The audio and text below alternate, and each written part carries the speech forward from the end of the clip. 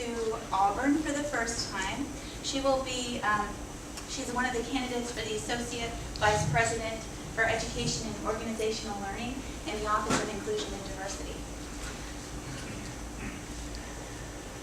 This morning, she will be presenting her learning philosophy related to diversity and inclusion, as well as providing a workshop about a diversity or inclusion related topic.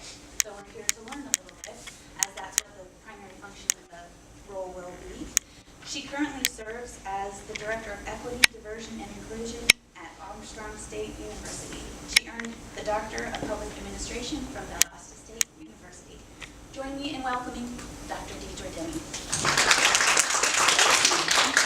Good morning. How's everybody? Good morning. Good. Glad to see you. Glad to see you. You never know how many people are going to show up because diversity is one of those topics that people are like, do I really want to go?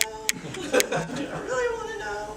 But I'm glad you all are joining me this morning. I'm going to take you through a brief philosophy of how I address and approach learning and education and organizational development, and then we'll go right into the workshop. Everybody good with that plan? Cool beans. All right. So, my philosophy, the greatest obstacle to diversity is not ignorance, it is the illusion of knowledge. Everybody thinks they know it, right? I know when there's someone that's had something that they said something biased to me or off-putting. I know racism when I see it. I know genderism when I see it. Sexism, all those protected class, ageism. I know it when I see it, and I don't need any kind of session that tells me how to identify it and what to do about it, because I know it, right? But do we really know everything there is to know? I know where my deficit stands in some of the diversity and inclusion literature that is out there, but do you know where yours is? Here's what I do know. That diversity, inclusion, education, and learning is an iterative collaboration. You can't do it by yourself. Can't just be about whatever I decide to do. It has to have buy-in, it has to have value for the organization, and it has to have people. I can't train a room full of no ones, right? If you all hadn't shown up today, I don't know what I would have done, so I'm glad you're here, thank you.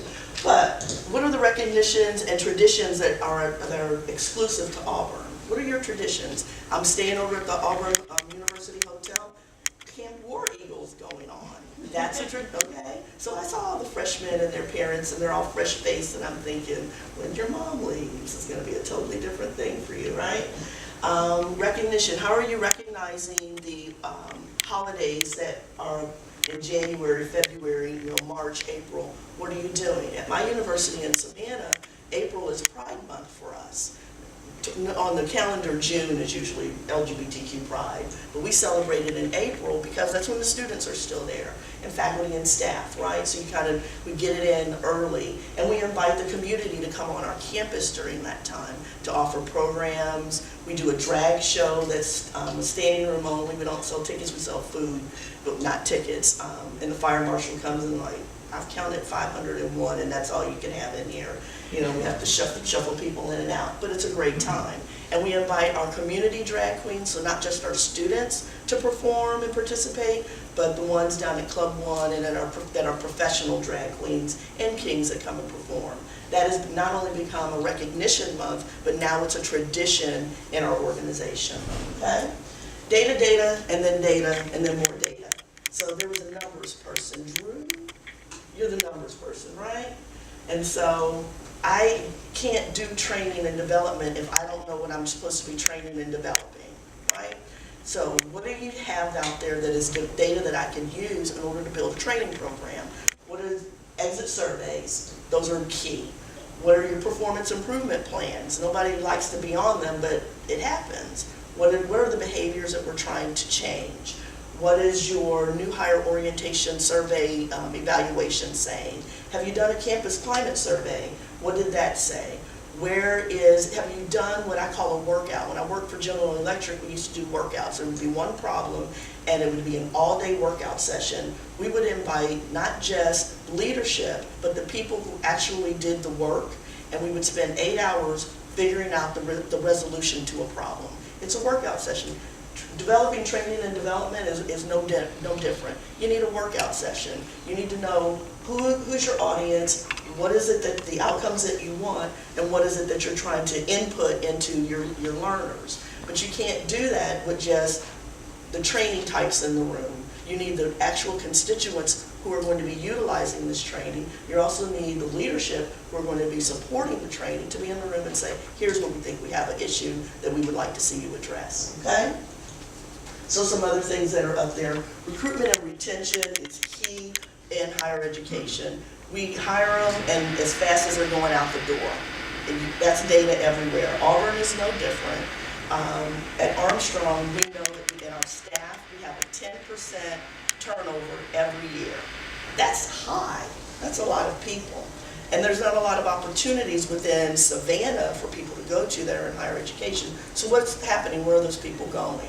What we recognize is that they're moving through the university system of Georgia. There are 29 schools in the university system, and I'm guilty of it as well. I went from Kennesaw State up in northern Atlanta down to Savannah. I do not miss Atlanta at all. Not at all. And we got a compadre back there who doesn't miss Atlanta at all. But recruitment, so once you get them in, how are you keeping them? What is the retention strategies? That's a training and development opportunity right there. How are you operating in your divisions or your colleges that you've recruited people in? Now, what do they look like? What do they need? They're new, so they don't know Auburn. How are you going to entrench Auburn into their spirit? How are you going to plant them so that they grow roots? Because what you don't want is 2.5, 3 years from now that they leave. So, how are we retaining people? I shared this with Dr. Clayton last night when we had dinner. When I started at Armstrong, I went through new hire orientation. But before I got there, I called, because I was in Atlanta, moving to Savannah, didn't know anything about the city. So I called HR and I said, hey, coming to work there in a month, trying to figure out where to live, can you give me some opportunities? And they're like, no, we don't do that. Like, what? Well, how do I know where to find an apartment or house? And they're like, well, we can't help you. So when I came into the organization and went through new hire orientation, I marched right down to the Chamber of Commerce, got the Savannah magazine in a case like this big, took that case of magazines to the HR, and I said, please don't let anybody else come into this organization blind like I did about the city that they're moving to. I need to know how to turn on my water, how to turn on my electricity, and they were not any help to me. And you would think, well, why would HR, Human Resources? That's right, that's what it stands for. You should be helping your new hires, your new employees come into the organization ready to hit the ground running, not having to figure out that I can only go down to the Savannah Water Company between 8 and 1 o'clock Monday through Wednesday. They're closed on Thursday, and they have spotty service on Friday. Okay? That's not something that you want people coming into your organization experiencing.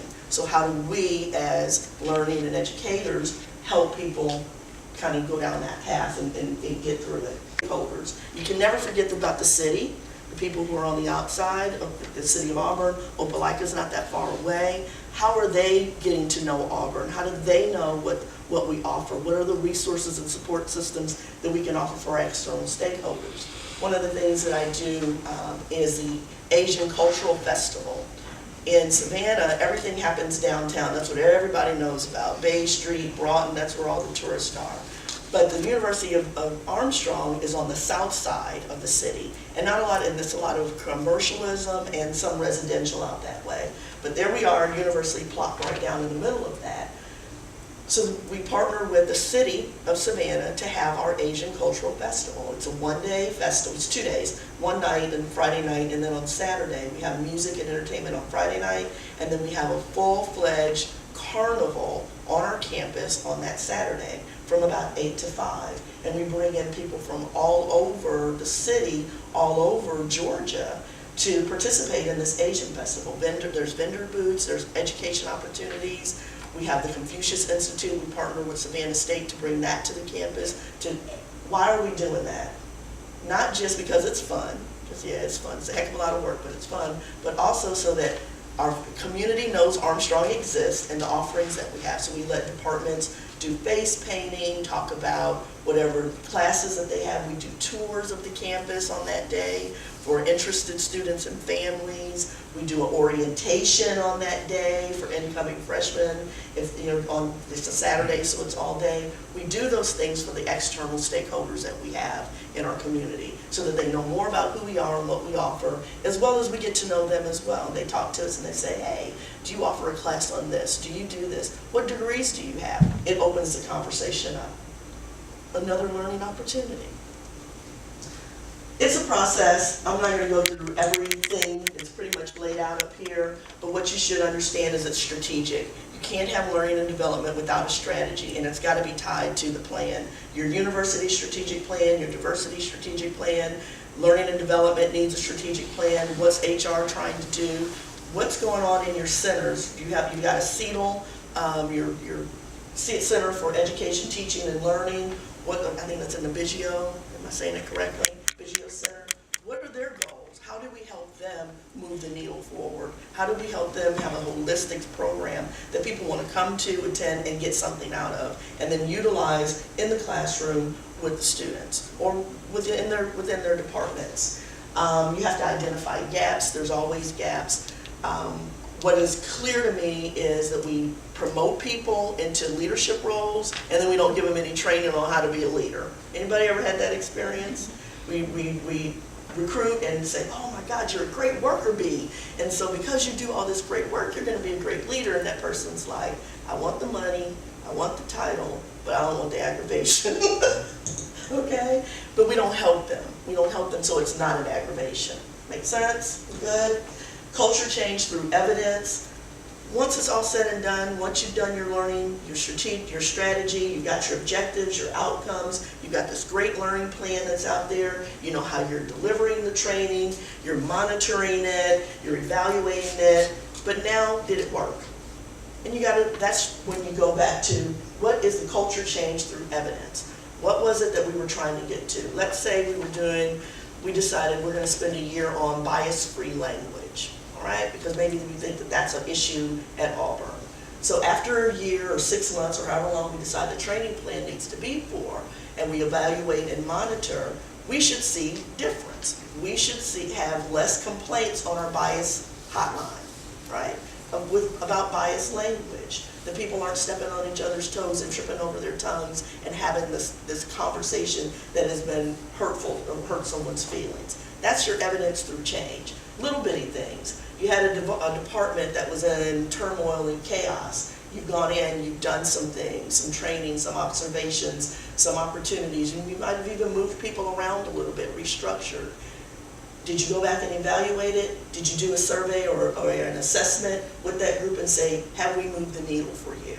Are things better or are they worse? Because sometimes training does make things worse. Sorry. It's just kind of the nature of the beast, because if you don't know what you're training for, you train for the wrong thing, which is why you have to be strategic and understand what it is you're trying to do. What are you trying to accomplish? Everybody good with that? Everybody good? All right. A couple of programs that I've done. I've already talked about the Savannah Aging Cultural Festival. Campus Conversations, that's dialogue and discussion. We do a topic every other month. We invite everyone, faculty, staff, and students to come to the auditorium and we pick a topic. And we tell people way ahead in advance what the topic is. So for example, we did fear. We did a campus climate survey and found that there was fear on our campus. People were afraid to speak up. People were afraid to speak out. People were afraid for their jobs because we had gone through a situation where you can't advertise when there's been a lot of bad behaviors in a particular division. So when people disappear or people are seen being walked out to their cars by police, that creates a little angst, okay? Because you can't talk about why and what happened. And we had done that on a number of occasions. We had a complete overhaul of our financial aid department where we walked the directors and the assistant directors out to their cars and terminated their employment. Was there a better way to do that? I think that there was, but nobody asked me at that time. That's what we did because it created discomfort and dissension in the ranks. It just did. Because now my question is, why were they fired or terminated? And am I going to be next? because you're not having a conversation with me about what's new, what's different, what the expectations are. And you gotta set expectations way early, you gotta measure against them, you gotta check and make sure everybody's still on the same page, and if they're not, you either need to change your expectation or you need to change what's going on. But you can't do that if you don't check in, right? So that's campus conversations. We did fear, we've done 21st century policing, we've done privilege, we've done race twice. We had 2 different speakers, Dr. Consuelo Ward, who talked about being black, and we had Dr. James Lowen, who talked about being white and what that looks like and what it means. And then we had Tim Weiss come and talk about privilege. And so we've done a number of different topics on race. We have done mental health, but it's a way to get everybody in a safe environment. You're not there to say, ooh, he said this and she said that. All leadership is required to be in attendance to these campus conversations because they need to know what's going on in their divisions and outside their divisions. And not to take notes and say, oh, my subordinate said this negative thing about what's going on in the department, because what we're doing is we're taking notes. Your subordinate said this negative thing is going on in your department. Now we want to know what you're doing about it. How are you addressing it? And that doesn't mean fire that person. That means you've got an issue that you need to address, and we expect you as leaders to take care of it. Okay? All right, any questions about my philosophy, how I operate, what I'm looking for? It's all about being strategic, having good strategy. Moving on to my presentation.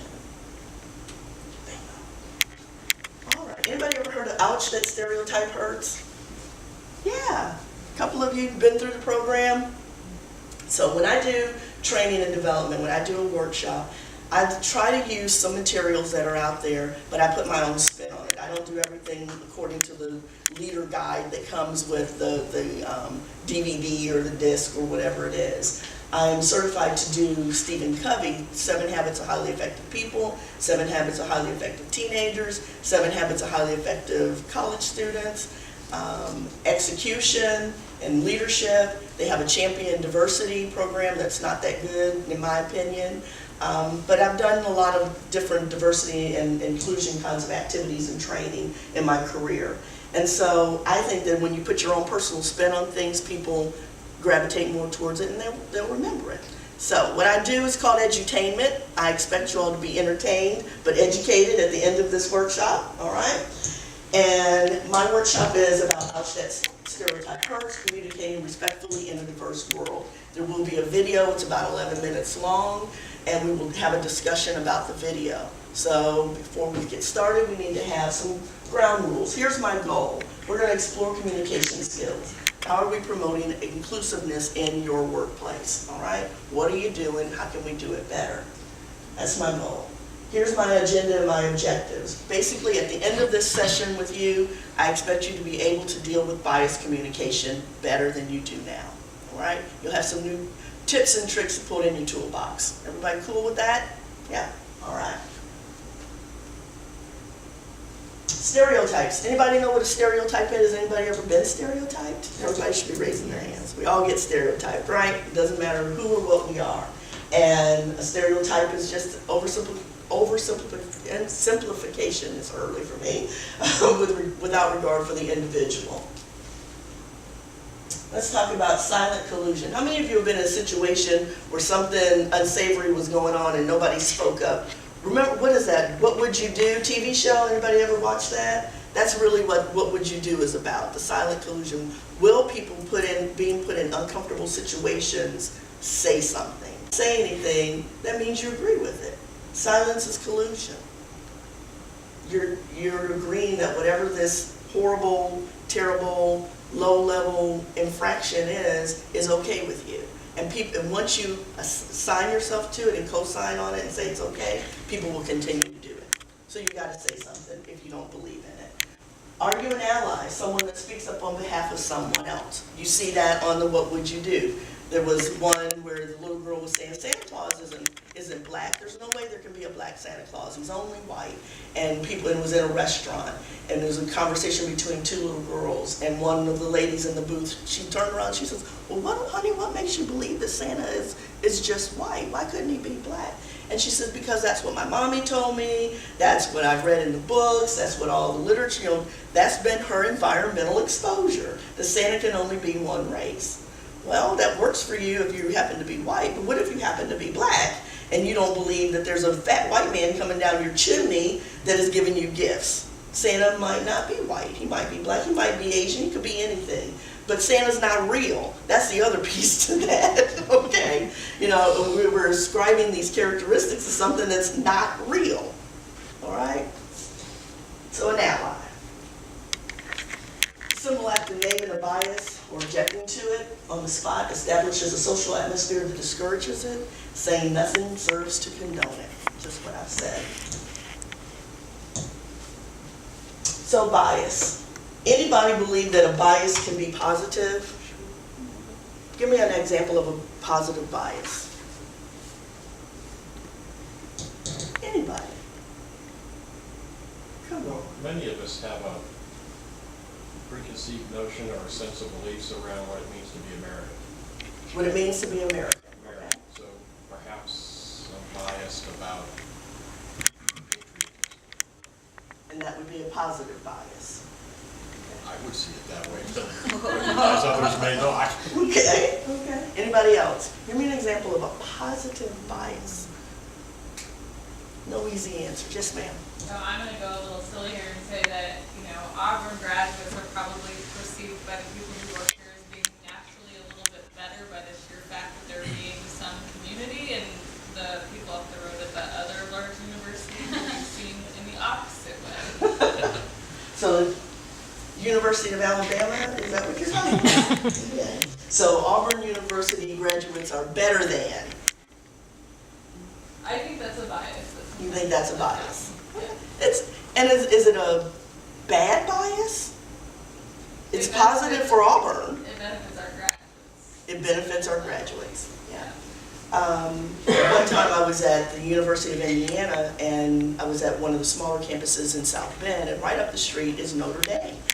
And so everybody believes that Notre Dame is the beginning, the alpha, the omega, the beginning, the end of everything there is to be a college graduate. And they are the big dogs on campus. But their medical school is Indiana University. Think about that. On their campus, Indiana University's medical school. It's not Notre Dame's medical school. And their students that want to be physicians go to Indiana University Medical School on Notre Dame's campus. And so I get the positive bias, but let's be a little bit real too. There are some negative biases. We kind of know what negative biases are, right? We all have them. So anybody in this room that believes that they don't have a negative bias, please leave the room. No, I'm teasing. It's impossible. It's human nature. And to some degree, it's a survival skill to have a bias about things. You can have a bias about asparagus and broccoli. One you like and one you don't, but they're supposedly healthy for you, right? Supposedly. I'd argue green vegetables are healthy. Moving on to conversation. Let me see which one do I want to do. Describe a time when you have witnessed someone else being stereotyped. What did you do? Who's willing to share? Yes, sir. Thank you. Every time I won't say every time, a lot of times when I bring young people from other institutions to this campus, the assumption that they're associated with athletics, just because they're African American and younger and maybe more fit looking, they must be athletes that I'm escorting around. When I'm saying they're just basically students who are interested in all of So they're 6'5", African American, shorter than that. young men, and they must be on the basketball team. And I'm obviously a member of athletics too, because I'm always asked, are you a coach or are you? And what do you really do? Yeah, I'm a faculty member. You're a faculty member. Do you coach athletics? Not at all. So why do people think that you do? I guess it's just my great body and everything. I ask myself a lot of times, yeah, I ask myself, why? So what do you do when there's this misperception about your students and about you? It depends what day of the week it is. Sometimes earlier in the week I'm like, well, no, we're not. We're just here. And sometimes I ask them, why would you think I'm a coach? You know, why?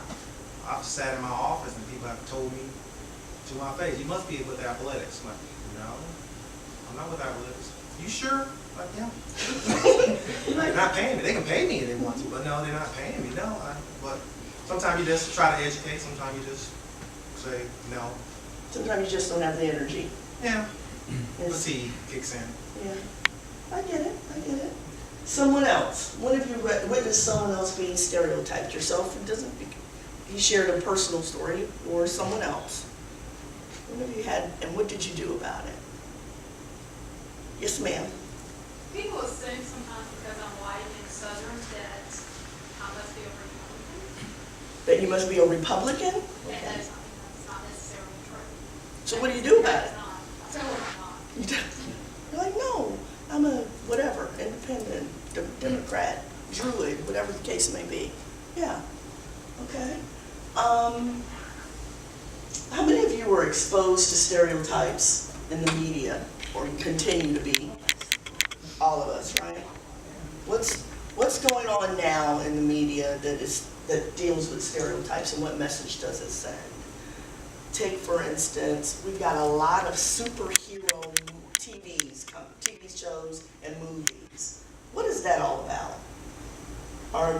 You talked about patriotism. Is that because Americans are supposed to be great patriots and save the world? Is that a bias, stereotype that is out there? I think in some regards it is. And that we in Hollywood and TV shows, we buy into that. There's a lot more LGBTQ characters on TV now than there were in the past. However you feel about it, good or bad, they're people. They have lives. Why not? But there's a lot of chatter around taking characters who are LGBTQ off the air, and people standing up and saying we don't want that. There's the Christian right or whatever they may be that bring back whatever the humbleness of America, whatever that is. The slogan, "Making America Great Again." What is that slogan about? I'm not talking about Donald Trump. I'm talking about the slogan. What, in your mind, when you hear "Let's make America great again," what does that bring to mind? What do you envision? Anybody?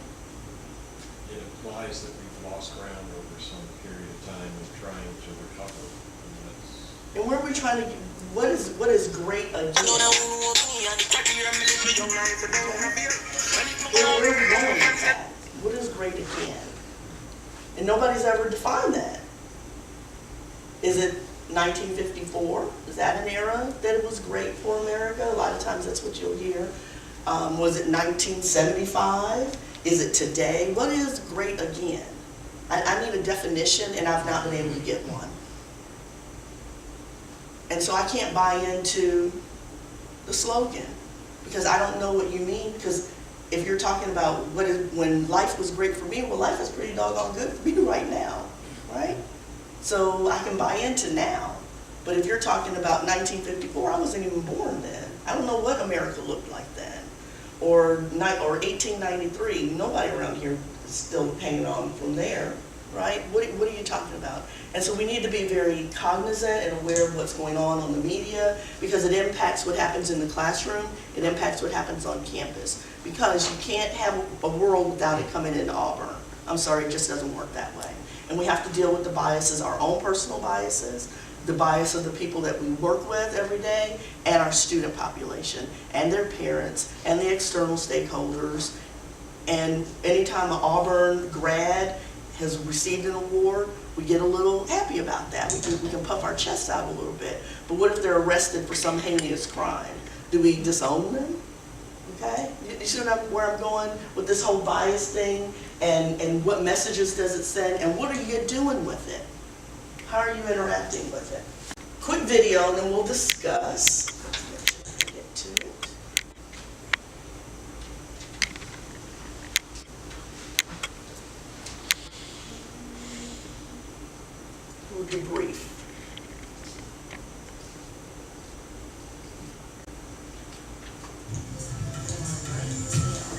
handicapped person, female, fat people, Muslims, racist, Christians. Who are those men good leaders? Blonde, what do you expect? Very articulate for Puerto Rico. What would he know? He's just a test. He's trying to chew me down. You people all look alike. You people are all alike. Female, Puerto Rican, Republican, Democrat, techie, Why don't disabled. you learn to speak English? Speak English. Speak English. What do you expect from a foreigner? These people are I don't terrorists. see you as black. Not like the others. Janet, David, Typical Cuban. Typical baby You boomer. sound black on the phone. Isn't that just like a man? Ya tú sabes, isn't that just like a How man? many blind men does it take? No, really. How many does it take? Well, you really have to manage your expectations with those people. He's an academic. Too old, White too young. From Things operations, are so much from better before headquarters. Asians are Just a smart. clerk. Typical teenager. Shoplifters. Wow, you do that well for a handicap person. What a retard. Typical white. Those people are so lazy. I just don't see you as a black person. Those Christians are so You narrow. know how she got her Funny, job. you don't look gay. She's not really Hispanic woman. She doesn't even speak Spanish. You can't trust those people. They lived next door once. My bike was stolen. Gay men make good decorators. You're really good at that for a woman. Salesmen. Americans are aggressive. You know how they are. And she's too young. How many lawyers does it Can't take? trust You them. people. You people. You people. You're not like the rest of them.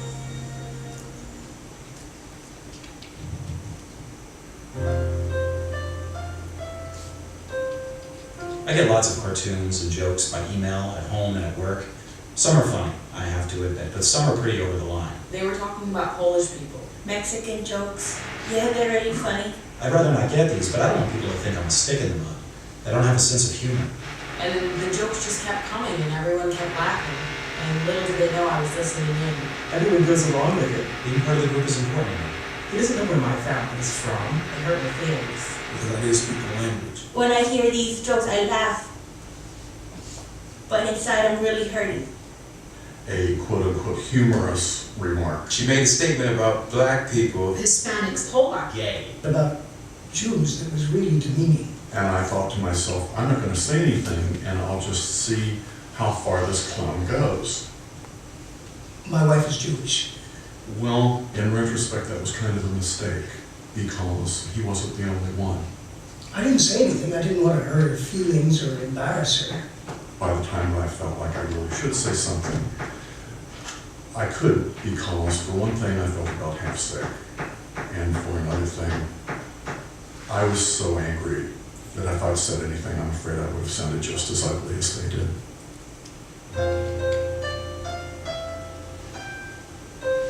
Lately, we have some newer, younger employees in our department, and we joke about them too, and we make lots of comments about their work ethic.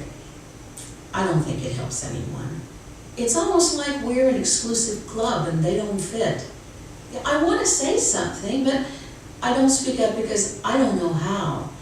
And the last thing I want to do is to make things worse or to put people on the defensive. Wow, you really have no accent for an Asian person. After about 20 minutes of going over my job performance, he ended the review by saying, "I think you've done really well considering the hand you've been dealt." I didn't know how to respond to something like that. I didn't know how to respond to this, so I just said thanks. I mean, I wish I would have said something because I found it really offensive, I mean, he was my boss after all. but I didn't want to say anything because she's a senior level manager. He's very influential. I really wanted the job. I didn't say anything. I didn't say anything.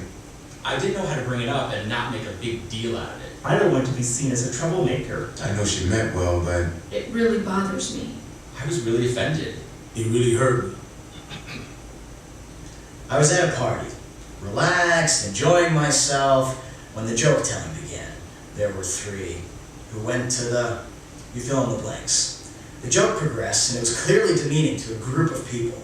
The face of my close friend and colleague popped into my mind. He's part of the group being debased.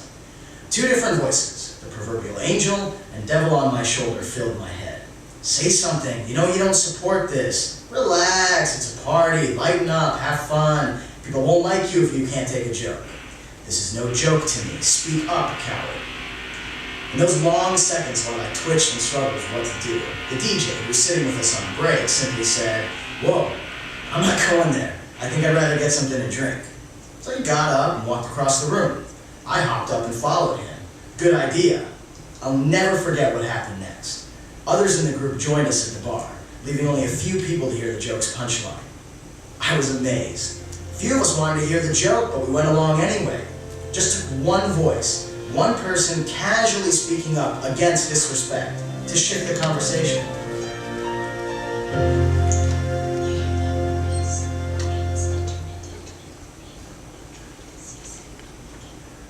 So how do you speak up against stereotypes and demeaning comments without putting somebody down? Well, there are lots of ways you can speak up, and we'll practice several of them. It's all in how you approach it. The key is to assume good intent. And that's our first technique for speaking up. Assume good intent and explain impact. I know you mean well, but that hurts. The important thing is to assume good intent. Approach the other person as if that person is a decent human being. When you assume the best, there's no need to blame, shame, or insult the person who just said something biased or demeaning. There are two parts to the technique. First, acknowledge the other person's positive intentions.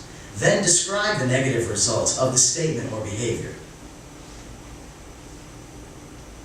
When you encounter stereotypes or other unfair depictions of people, ask a question. Choose a simple, non-blaming question such as, "What do you mean?" Or, "I'm sorry, what was that?" What do you mean? You can even practice these simple questions in advance. Remember, the key is to assume good intent, approaching the conversation as if the other person meant no harm. Questions are great because they're so easy to use and they open up conversation in a non-blaming way. Sincere and open-ended questions that avoid blaming the other person work best. And tone of voice is everything. Questions that are sarcastic or accuse the other person are not helpful. Interrupting and redirecting changes the direction of the conversation abruptly without requiring further discussion. Whoa, let's not go down that path. Interrupting and redirecting is simple, and it gives people a chance to change directions. If the disrespectful behavior continues, you can use one of the other techniques, such as assuming good intent and explaining impact. Or you can walk away, removing yourself from the situation. But the important thing is to not stay silent. Sometimes people attribute a common human behavior to only one group, and then they stereotype the whole group as if everyone in the group is identical. In this situation, you can broaden the description to humankind in general. That helps break through the stereotyping. I don't think it's a gay thing. I mean, I think that applies to everyone. This technique is powerful. You can show the attribute isn't just about the stereotype group by suggesting that the trait is universal human behavior. So, you can break through stereotypes by showing how the so-called trait of the stereotype group really applies to many different people. Or, you can use an opposite technique to break through the stereotypes. Instead of broadening to human nature, you can narrow the focus down to one individual. Often, people are clumped together in a stereotype. This approach, make it individual, breaks through that clumping. While the characteristic may be true of a few individuals, it's definitely not true of everyone in a group. You mean all managers, or are you speaking of someone in particular? Sometimes you don't have the energy, or you're too stunned to say something, or just can't think of what to say. Well, here's something easy that anyone can say. Ouch. Ouch.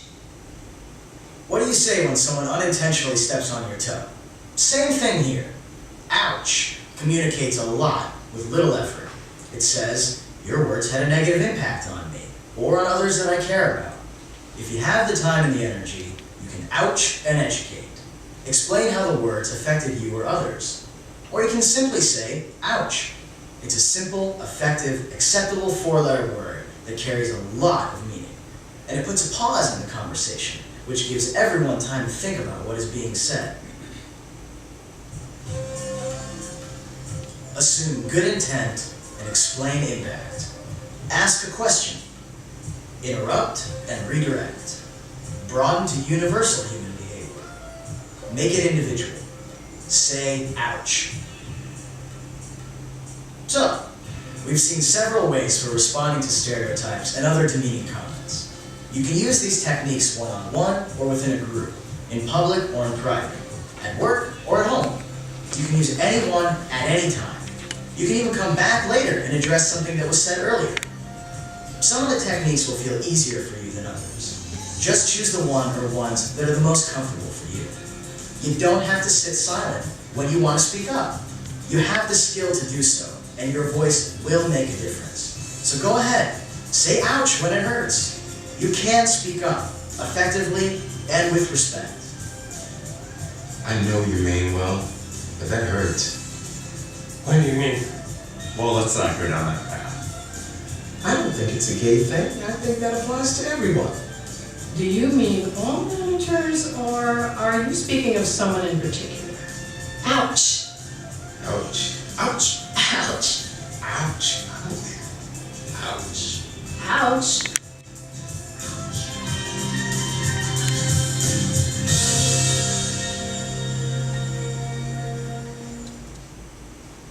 Ouch. Let me hear it. Ouch. Say it like you mean it. It's easy. It's easy to say. But there's others, things that we can do that were outlined. Uh-oh.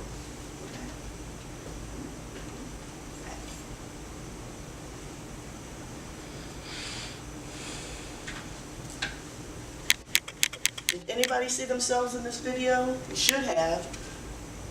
Just because I'm a white female, Southern female, doesn't mean that I'm a Democrat, right? What do you mean by that? Why did you assume that? Just because I'm an African-American male with students doesn't make me a coach. Why can't it make me an educator? Why does your thought first go to coach and not educator, right? What techniques, based on what you just heard, do you personally think you can use? Some of you have seen this before, so it's second nature. You know about it. You've done it. But some others, it's new to you guys. You see anything in here you can use? All the points are really good. You can use them.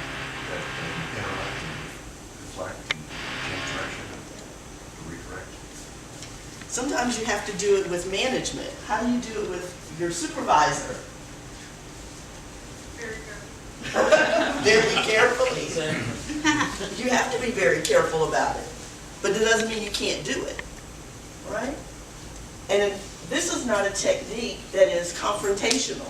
I'm not asking anybody to, to be a superhero. I'm asking you, can you speak up and speak out on your own benefit on behalf of someone else? And the techniques offered gives you the power to do that. And they're low conflict, no conflict at all. How hard is it if somebody stepped on your toe and you say ouch, right? Easy. And they're like, oh, I'm sorry. That's all you're looking for. One of my favorite ones, and I passed out a little card for you to remember. Assume good intent and explain impact. Bill Maher just got himself into trouble. Anybody watch Politically Incorrect or the Bill Maher show? A couple of you? He just got himself into some trouble.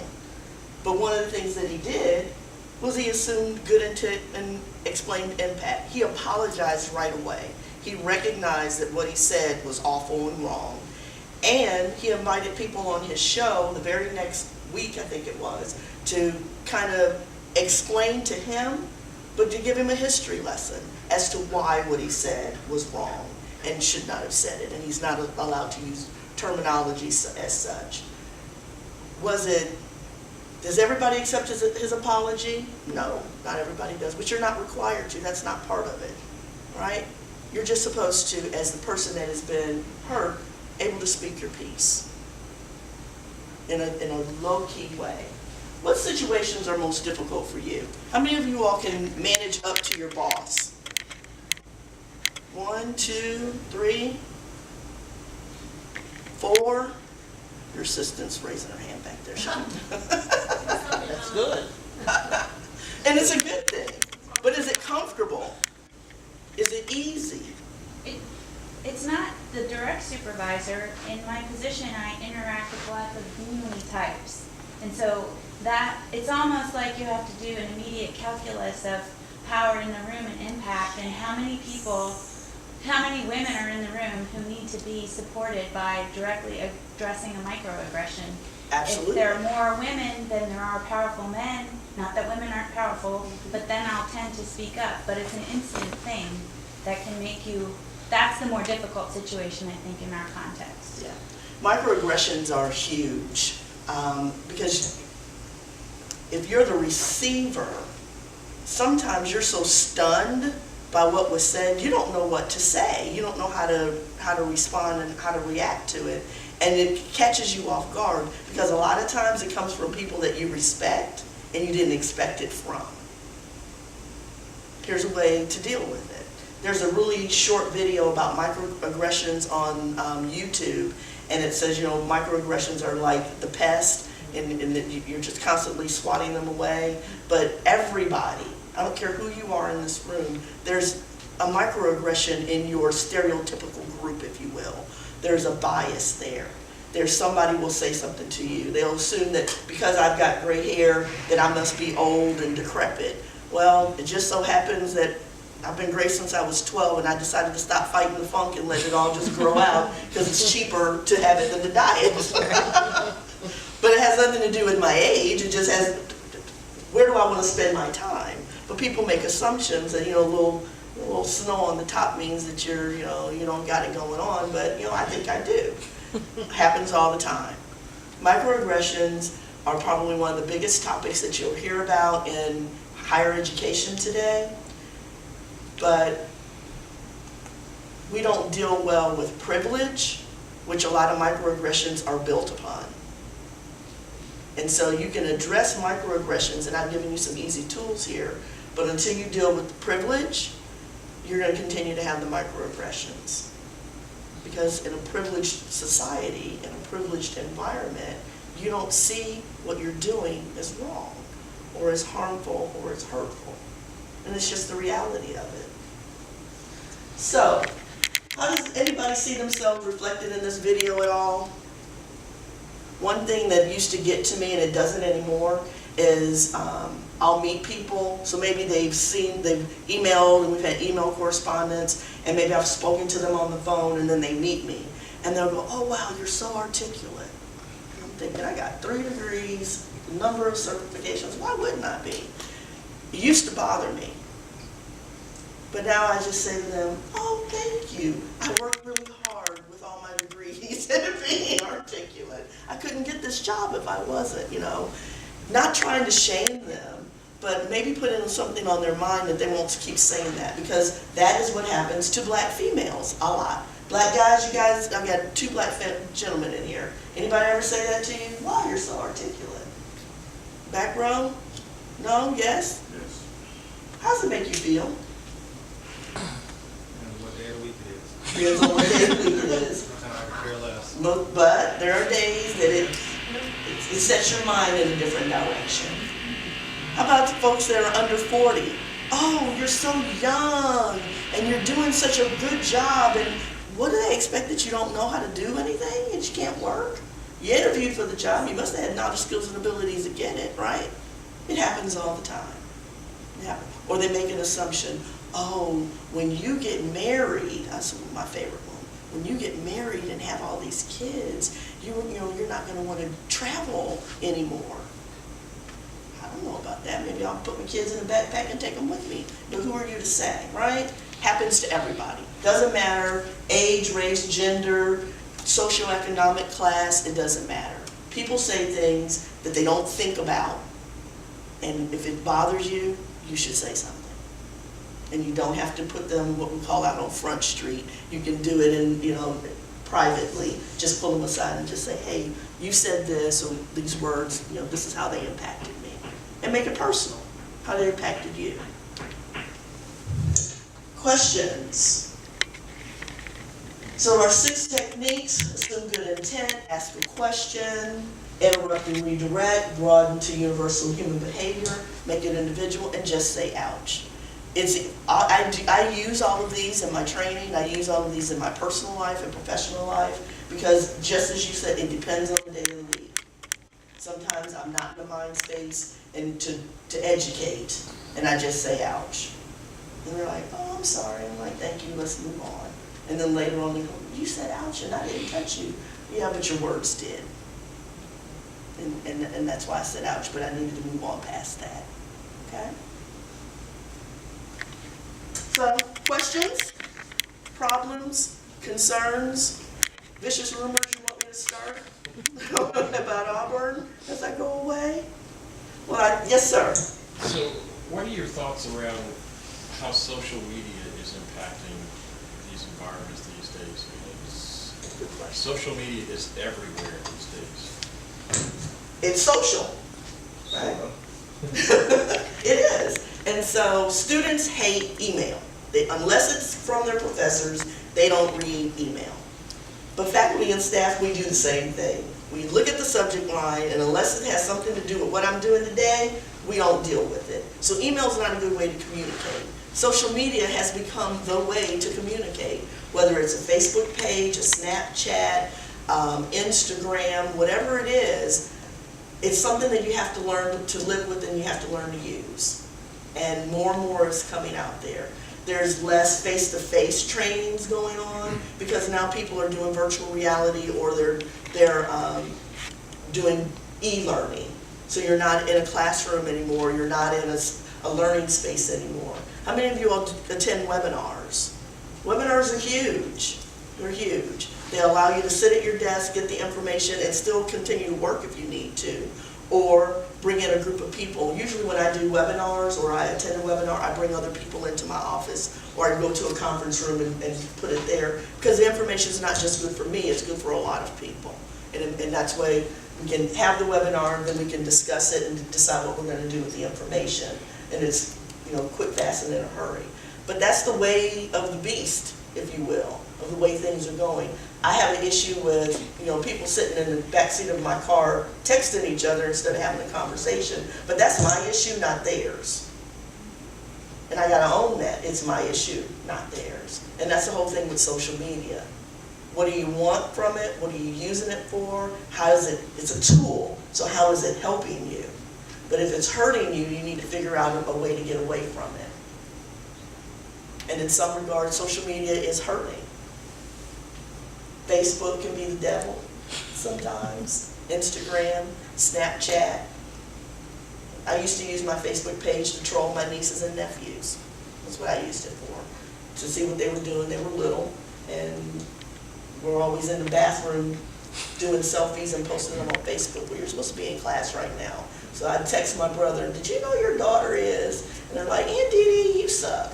Because you dime me out all the time. Well, it's important that you get your education. You're not fooling around doing selfies all day long in the girls' bathroom. I got a problem with that. But now, Facebook is a communication tool. Because you got Facebook and you got Facebook Messenger and you can do private messaging, all of the tools. How are you using that in your departments? I don't Facebook friend students on my personal page. If I have an office page, which we do, that's different because it's information. But me personally, I draw the line at Facebook friending students. I just think it's bad mojo right there. It creates an environment that you can't control sometimes because they know too much, especially if it's your personal Facebook page. But that's my issue. You all may feel differently about it. How are you managing, as a professor, how are you managing social media in your class? Unless we have some kind of activities within a college or department, they send out something over a departmental website or Facebook page. Me personally, I don't interact with too much. And it's got new language now, and so now you're having to figure out what does the peach mean and what does, these different emojis mean. You can spend a lifetime, it's a new language, and we need to understand that that's what it is. Social media has created new language. And are we participating in that language, or are we just observers of that language? But it's everywhere, no matter what your age group, no matter what your demographic, social media is everywhere, and you can't get away from it. So you need to figure out how to make it work for you. Yik Yak was popular for a while, but the moderators didn't do a good job of monitoring it, and so it's gone away. But I used to use Yik Yak because it gives you a 2-mile radius. So when I would have lunch and learns, I'd put it out on Yik Yak where I'm going to be, what the topic is, and I've got lunch, and I'd get people. Yik Yak was a reminder because it was something that the campus used, or something that my students used, or something that faculty and staff used, depending on what the groups were. So I had different Yik Yak groups. GroupMe, use that. Snapchat, that's just, what is it, 30 seconds or something, or a minute that the thing lasts, but now Snapchat lasts longer. So you got to keep up with what's going out there. But all of those things are tools that you can use in education and learning. Use them to your advantage. How about doing a Snapchat training session on a topic? Down and dirty, 1 minute. Here's what I want you to know. Here's how I need you to use it. Thank you very much. 1 minute, Snapchat, Instagram. It can be done. You have a series of them, especially if it's Instagram or some Facebook video, and you just post them out there.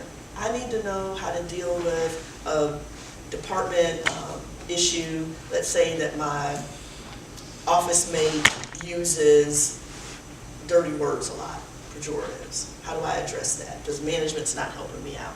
Let's do a real quick 3-minute video. Here's how you need to address it. Put it out there, people can go to it. Because it doesn't always have to be me or you standing in front of a group of people. Use the technology. Thank you for your question. Long version answer. Any other questions? I was going to make a comment. It's actually called micro-learning, and you push out information to folks in your organization about specific issues or topics that may need to be addressed, sort of right in and on time. Yeah. It's taken the place of like just-in-time learning. Right. Yeah. And so in financial aid, they'll send a group of people, 2 or 3 people, to go to a conference, right? And instead of having a big division meeting to bring back the learning, they do these short 3-minute videos. So you went to this session, you went to this session, you went to this session, and you needed 3 minutes to tell us what that session was about and what did you learn. Because everybody couldn't go, but they still need the information. You get it in a 3-minute video. So makes it worth sending people to the conference. And everybody that goes to a conference knows that their responsibility when they come back is a 3-minute video. You got to do a video clip. So you got to think about what it is you want to say. You got to think about how you're delivering that information and what is it that you want people to get out of it. It broadens your base for education and learning right there. Any other comments? Thank you very much. Questions? Everybody good with Ouch and Educate? Can you do it? Or some of the other tools, yeah? So it's something you'll take away with you today, for those of you that have never seen Ouch before? Well, thank you. I appreciate your time. Thank you, Dr. Dennie. I think I've given you a gift of time. I'm a little early, right?